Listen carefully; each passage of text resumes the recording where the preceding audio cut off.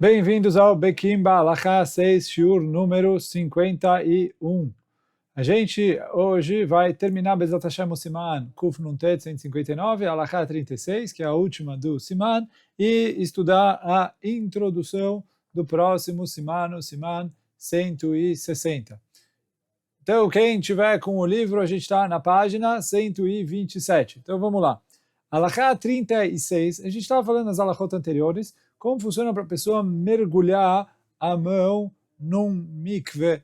E aí, quer dizer, quando o mikve é kasher, quando o mikve não é kasher, qual é a alachá, etc., no lugar de fazer netilat yadayim. Agora ele traz aqui, na próxima alachá, na alachá 36, qual que é a lei quando ele mergulha dentro de um utensílio. E aí, quer dizer, se ele ele tem um utensílio cheio de água, e ele mergulha a mão dentro do utensílio. Então aí a gente tem duas situações. Se o utensílio está preso na terra, então aí não vale para Netilat Yadayim, todo mundo concorda que não vale para Netilat Yadayim. Depois, quando a gente vai na nota, a gente fala um pouquinho mais sobre isso. Mas se o utensílio está preso na terra, todo mundo concorda que ele não serve para Netilat Yadayim. Agora, se o utensílio não está preso na terra, ele tem uma caneca, ele colocou a mão dentro da caneca. Então, aí tem machloket nos poskim, se vale a netilat yadayim ou não. Como a gente vai ver daqui a pouco a explicação das opiniões. Mas então tem gente que fala que quando ele mergulha a mão na caneca, não valeu nada, porque ele precisa jogar na água dele, jogar a água na mão dele, e falta aqui. E outra opinião fala que sim, serve. E aí o Shulchan Aruch traz que, em caso de extrema necessidade, ele pode se apoiar em quem facilita. Porém, não pode fazer brachá sobre essa netilá, em primeiro lugar. E, em segundo lugar, ele precisa enrolar a mão com um tipo de toalha, alguma coisa, para não encostar na comida quando ele for comer. Então, isso em relação a Netilat Yadayim. Então, aqui na nota 73 ele traz que em relação a se o utensílio está, ou antes do utensílio está preso na terra, a grande maioria dos poskim fala que não vale fazer Netilat Yadayim assim. E por que não? Os Kohanim, quando lavavam as mãos no Beit HaMikdash, eles não podiam enfiar a mão dentro do Kior, eles precisavam tirar a água do Kior para poder lavar as mãos no Beit HaMikdash. Assim está escrito na Gemara. Então, os poskim que machmirim, que proíbem, eles falam, olha, do mesmo jeito que a gente falou no começo do Siman, lá na introdução, que o motivo que nossos sábios instituíram que se faça num Kli é parecido com os Kohanim, aqui, do mesmo jeito que os Kohanim não servem, aqui também não serve. E o que eles reclamam e daí que você coloca a mão dentro da água, no fim das contas, um dos conceitos que a gente falou é que precisa de Koach Gavra, precisa uma pessoa jogar a água na minha mão. E do mesmo jeito que nos Kohanim, quando falta isso, não valeu. Então, assim também em relação a Netilat Yadayim, quando falta isso, não valeu. A opinião que permite, que é a opinião do Bahag, ele traz que é permitido fazer assim. E aí a gente tem nos outros Rishonim duas explicações qual é a opinião do Bahag. Assim o Mishnah Berurah traz no Sharatzion, tem gente que explica que de acordo com o Bahag não é necessário Koach Gavra. Ele falou, precisa estar a água dentro de um utensílio que contenha ela. Então, se a água está dentro de um utensílio, ele pode lavar a mão lá dentro. E aí, quer dizer, ele poderia enfiar a mão lá dentro e lavar a mão normalmente assim. Então, essa é uma das explicações da opinião do Bahag. Outra explicação é que não é que ele não exige Koach Gavra. Ele falou, no fim das contas, o que é Koach Gavra? Precisa ser um ato da pessoa para fazer a lavagem. Falou, qual que é a diferença se eu jogo água na mão ou se eu jogo a mão na água? É o meu ato de qualquer maneira. Então, essa é a opinião do Bahag. E aí, de acordo com o Bahag, se você enfiou a mão dentro da água, se chama que foi um ato seu, e por isso ele fala que valeu a Netilat Yadayim. Essa é a opinião dos Mekilim que o Shulchan Aruch trouxe, a postura mais leniente. Só que, como a gente viu, o Shulchan Aruch falou que a grande maioria dos poskim proíbe isso, e por isso a halakha é que é proibido fazer dessa maneira, só quando a pessoa não tiver outra opção, aí ele se apoia na opinião do Bahag, mas, em primeiro lugar, não pode fazer brachá, já que, como a gente falou, a grande maioria dos poskim não aceita isso, então ele não pode fazer brachá, e além disso ele deve cobrir a mão com alguma coisa na hora de comer, para também, de acordo com a grande maioria dos poskim, que ele não fez Netilat Yadayim, então não ser considerado que ele está comendo sem Netilat. Então isso é em relação ao utensílio que está solto, que não está preso na terra. Agora, em relação ao utensílio que está preso na terra, aí não tem nem o bahag, nem nada. Por quê? Bom, o utensílio que ele está preso na terra, cimentado no prédio ou coisa assim, que ele está fixo no chão, ele perde o status de utensílio dele. E já que ele perde o status de utensílio, ele não pode ser usado para fazer Netilat Yadayim. E aí está escrito que mesmo se ele for um utensílio bem grande, e que ele contém a quantidade de 40 CA, ele não serve para eu fazer Netilat Yadayim. Aí vocês vão me perguntar, a gente falou lá atrás que tinha um mikve de 40 CA, que não é água da chuva, era Maim Shovim, o Ravad falou que valia. A resposta é sim, vale quando é um buraco na terra, como é um mikve, mas não quando é um utensílio, que ele era um utensílio fora, e ele foi fixo na terra, que por um lado, ele é considerado fixo na terra para perder o status de utensílio, para proibir o fazer Netilat Yadayim mergulhando a mão ali. Por outro lado, ele ainda não se chama um mikve. Então, isso mesmo de acordo com o Ravad, não serve. E aí, por isso, a pessoa que está nesse utensílio não vale nem para o Ravad, nem para o Rambam, nem para ninguém. Essa é a conclusão do Mishnah Brura e do Halakha Brura. Então, por isso, aqui não tem essa opção aqui não adianta mergulhar a mão nisso para poder comer pão. Então isso não vale para Netilat Yadayim. Essa é a conclusão do Mishnah Brura. Agora, se a pessoa não tinha outra opção e ele precisou se apoiar na opinião do Bahag e fazer Netilat Yadayim dessa maneira, ou voltando, o utensílio preso na terra não vale para ninguém, que é o que a gente está falando agora no final. O que a gente falou no começo, o utensílio solto, e ele não tinha outro jeito, era um utensílio grande, ele não conseguia derrubar a água de lá, a única coisa que ele conseguia fazer era mergulhar a mão lá dentro, ele não tinha como pegar outra coisa, foi em caso de necessidade, ele não tinha outro jeito. E aí a gente falou que, em caso de necessidade, o Shulchan Aruch permite se apoiar na opinião do Bahag. Nesse caso, se depois ele conseguiu achar algum cli, alguma coisa, ele tem a possibilidade de fazer Netilat Yadayim, ele deve fazer Netilat Yadayim conforme a halakha. Porém, não fazer a brachá, porque ele falou já que, de acordo com o Bahag, a primeira vez valeu, então ele não pode fazer a brachá agora na segunda vez.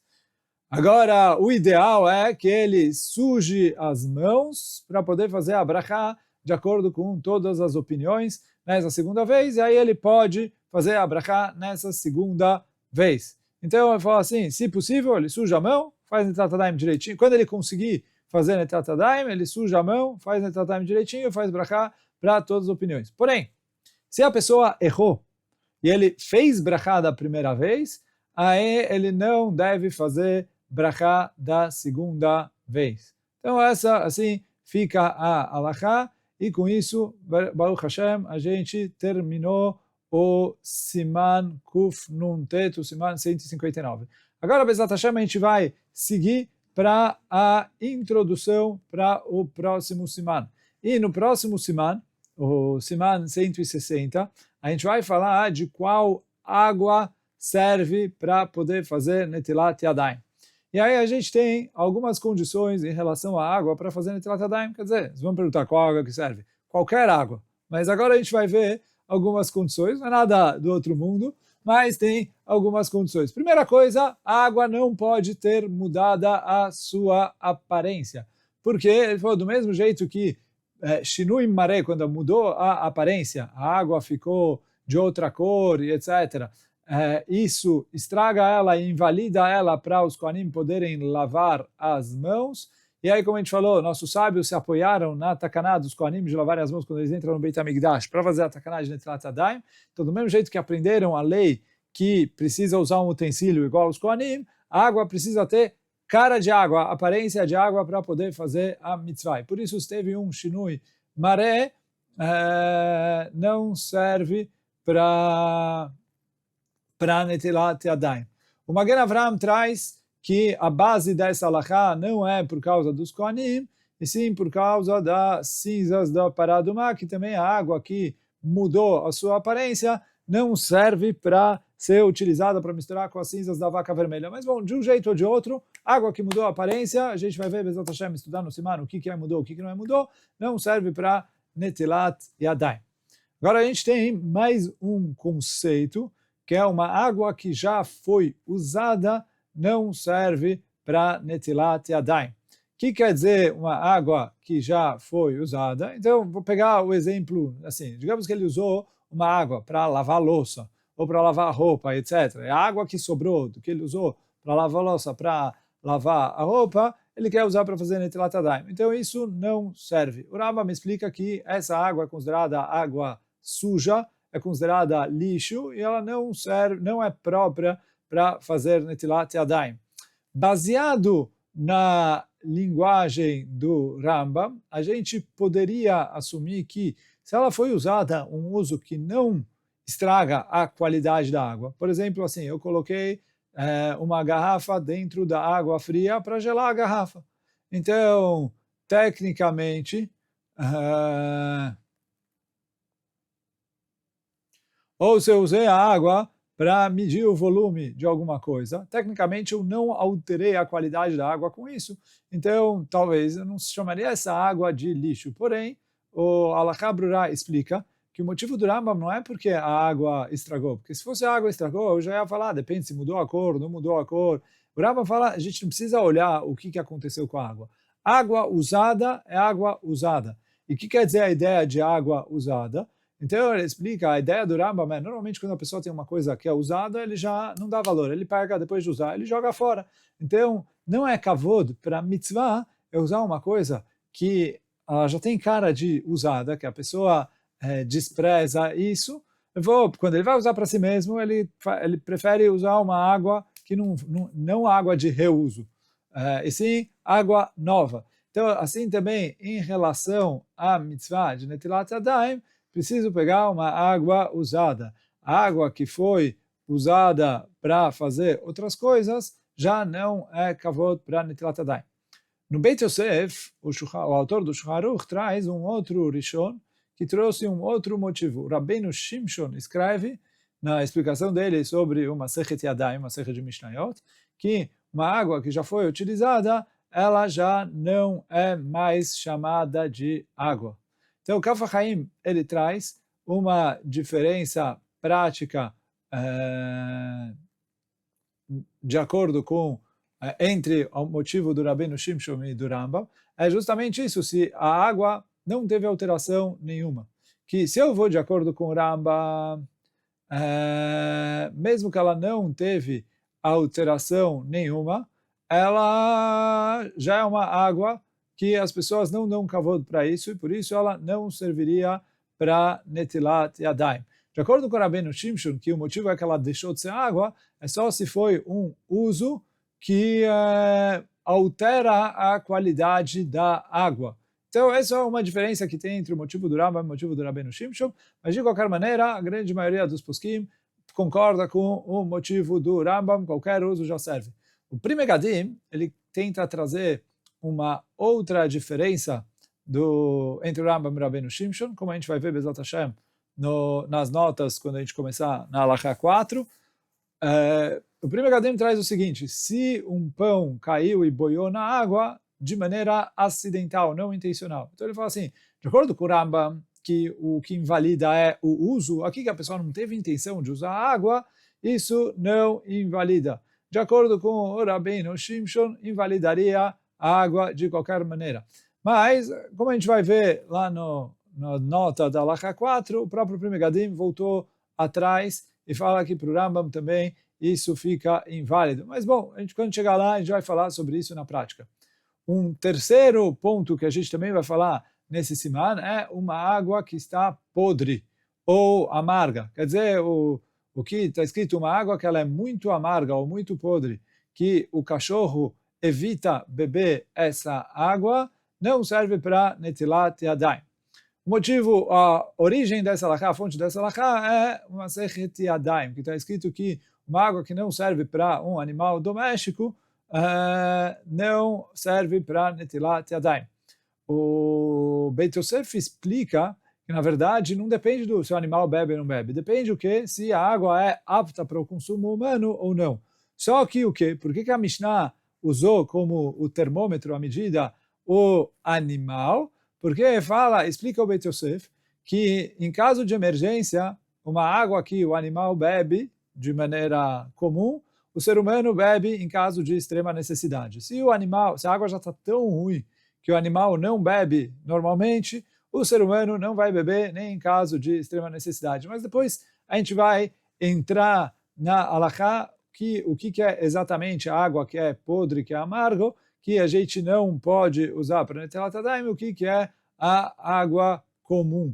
Mas então, isso é uma pequena introdução do que Bezat Hashem vem no próximo siman. E aí, Bezat Hashem, no próximo shiur, a gente começa as halachot do siman Kuf Samech 160. Hoje a gente fica por aqui. Baruch Adonai Leolam. Amém ve amém. Chazak u'baruch para todos.